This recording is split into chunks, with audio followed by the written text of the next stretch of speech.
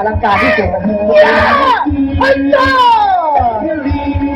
ขอเสียงปรบมือด้วยนะครับเพื่อสนุกก็ปรบมือให้พี่น้องให้กับน้องๆเขาครับอุปกรณ์ที่มีก็แค่นี้นะครับน้องๆที่มีนะครับถ้าสำหรับผู้ใหญ่ที่มีกิจกรรมนะครับก็สงสารน้องๆก็ถอดเข้าไปได้นะครับเป็นอุปกรณ์การฝึกนะ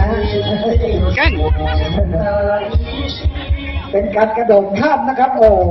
ที่ใช้อุปกรณ์นะครับโอ้โห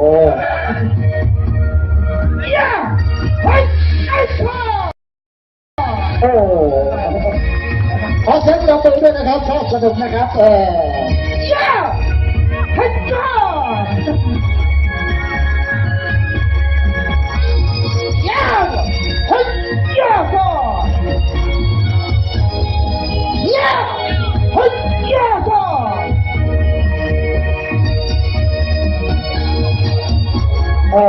แดดร้อนเนาะแดดร้อนใจก็ร้อนไปด้วยนะครับโอ้โหสุดยอดเลยครับโอ้โหเหมือนนกบินไปเลยนะโอ้โหสุดยอดจริงๆนะครับตัวเล็กเปลี่ยนใจไม่เล็กนะครับตัวใหญ่นะครับโอ้โหสวยงามมากนะครับ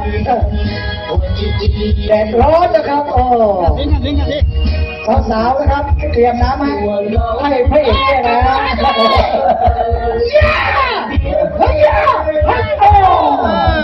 โอ้โหยายแล้วเกินไปแล้วเกินไปแล้วยากมากเลย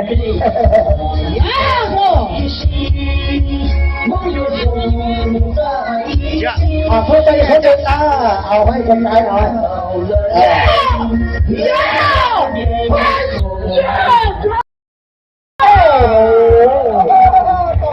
เขาเช็ดลงมือด้วยครับโอ้โหกระโดดได้ง่ายมากถ้าเตรียมน้ำเดี๋ยวเราดับไฟนะถ้าเตรียมน้ำให้เราเดี๋ยวเราดับไฟนะโอ้โหขอเช็ดลงมือด้วยครับโอ้โหไม่ธรรมดาเลยนะครับแดดก็ร้อนใจก็ร้อนนะโอ้โห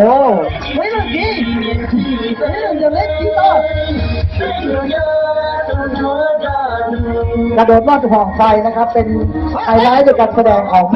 การแสดงในวันนี้นะครับ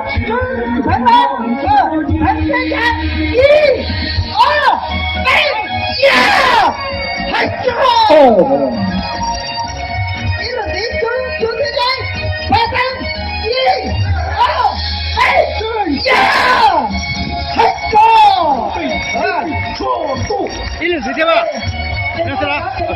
โอเคครับขอน้ำไปดับไฟนะครับขอน้ำไปดับไฟนะครับขอบคุณครับเต็มที่เลยนะตอนนี้เต็มที่เลยเต็มที่เลยมีนักแสดงทั้งหมดก็มีตั้งแต่อายุ5 ขวบไปถึงอายุ20 กว่าเลย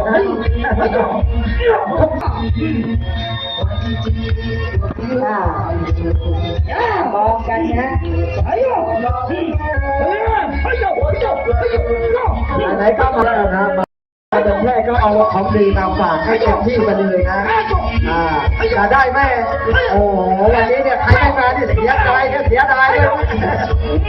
ใครไม่มาวันนี้เนี่ยจบเลยนะจบได้ดูนะ